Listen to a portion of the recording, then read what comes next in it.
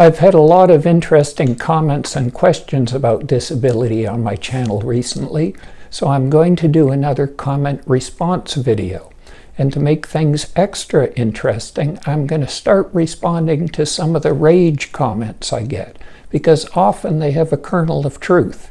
Hello, I'm John Foster. I'm a medical doctor who does Social Security disability exams.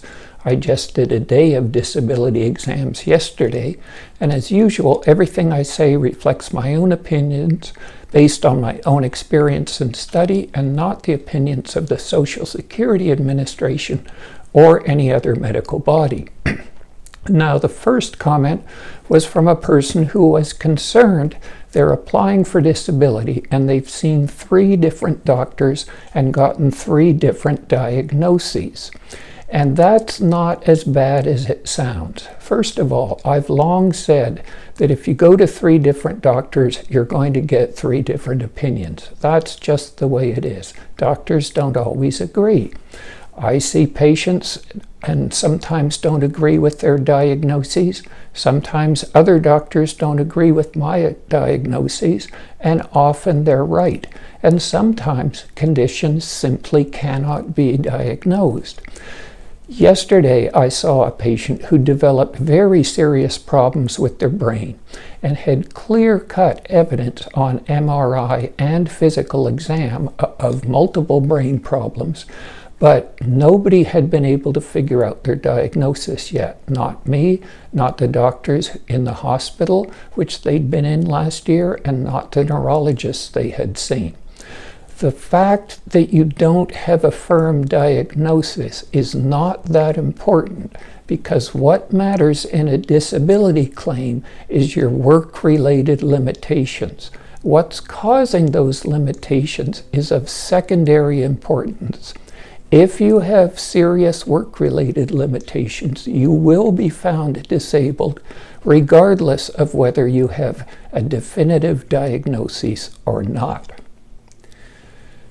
The second comment was from a patient who'd applied successfully for Social Security disability and emphasized that it's important to let your doctors know that you have pain. And I've talked about this in previous videos, how people come to me for disability exams and tell me all sorts of things, but never tell me that they're having pain. And pain is important, especially if it limits your work-related activities. So if you have a disability exam, be sure to tell the doctor about pain.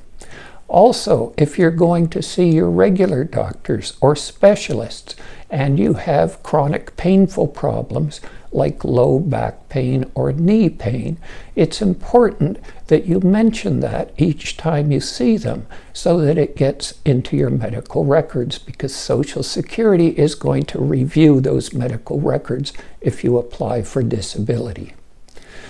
And if you are involved in disability, either applying or a person who does disability exams, you might want to subscribe to this channel. I put out at least 1 video every week on different disability topics.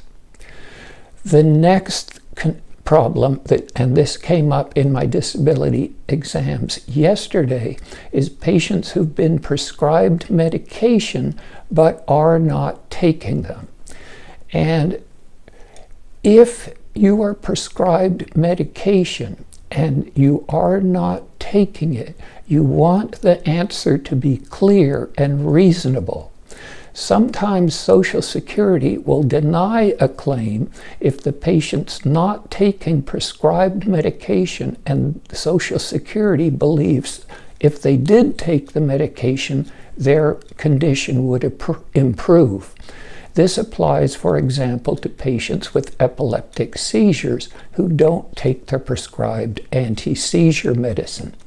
Now, I saw a couple of patients yesterday who couldn't take prescribed medication because of finances. They didn't have the money and they'd lost their health insurance, or because they couldn't go and see the doctor for the same reasons.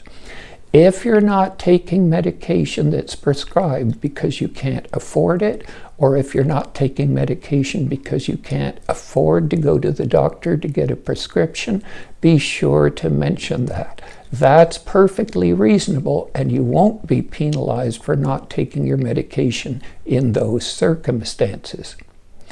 The next question was an interesting one. It's, can Social Security force you to have an operation if they believe that would fix your problem?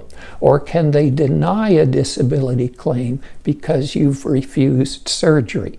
And the answer is no. Social Security can't force you to have an operation and can't deny you a disability if you decide you don't want an operation.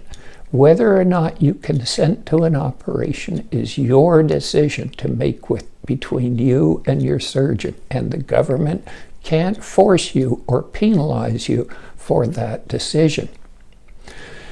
The fifth issue came up again yesterday during a disability exam. I was seeing a patient who had multiple joint problems, and at the end of the exam he told me that he was happy that I hadn't caused him severe pain by cranking one of his injured and arthritic shoulders like another doctor he'd seen for a disability exam had done. And this is an important thing. Doctors shouldn't be torturing or injuring patients during a disability exam. I always tell people who are having a lot of pain, especially bone and joint pain, that we're not here to torture you. Social Security wants to see what you could do reasonably comfortably over an 8-hour day, not what you or I could force you to do, and then you'd be in so much pain you have to go and lay down on the couch for the rest of the day. From time to time, I will move a patient's limb by myself, but I do that if, for example, they're paralyzed, like from a stroke. Or I had another patient yesterday who'd had an injury to one of the ligaments of his thumb and couldn't move his thumb thoroughly, and I needed to see if I could move it myself. But in both of those cases, I wasn't hurting the patient. Finally, a rage comment. A person commented that it's obvious I don't care about the patients that I see. And there is a kernel of truth in this, and it's absolutely necessary, in my opinion, that I don't care too much. And let me explain why. In North America today, it's rare for someone to watch another person die. It's rare to see a family member die, and thank heavens it's extremely rare to see your child die. The type of person who made that comment, I believe, is the type of person who wants their doctor to care for them and feel for them like their own mother or father would. Now, I did emergency medicine for 27 years. I never kept account, but near the end of my career, I made an estimate of how many patients in cardiac arrest I'd treated.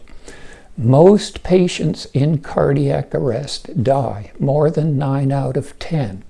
It's interesting, somebody did a study and looked at cardiac arrests in television shows and found that 7 out of 10 survived. And that's given the public a very unrealistic opinion of the results of medical treatment of cardiac arrest.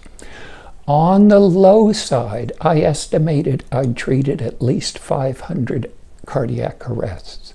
Keep in mind, most of those people died right in front of me, often with their hands on them, often with my hands on them as they died.